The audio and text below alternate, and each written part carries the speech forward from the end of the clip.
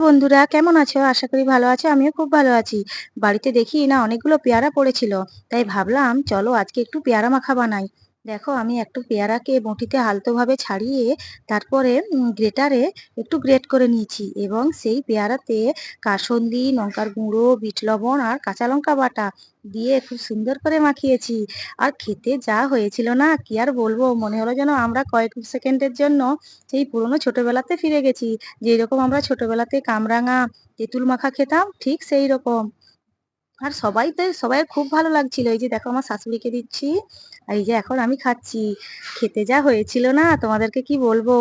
আমার তো পেয়ারা মাখা খেতে খুব ভালো লাগে। তোমাদের কার কার ভালো লাগে?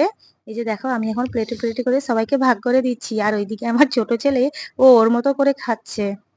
ও যেহেতু লঙ্কা খায়নি তাই জন্য ওকে একটু আলাদা করে ভাগ করে দিয়েছি। আর আমি ভাগ করতে করতে শুধুই মুখে ফেলছি, কারণ এতটা সুন্দর আর টেস্টি হয়েছিল খেতে। তো এইদিকে দেখো আমার ননদ খাচ্ছে। টাটা। আমি আমার পুরো ভিডিওটা এখানে শেষ করছি। কেমন লাগলো জানিও।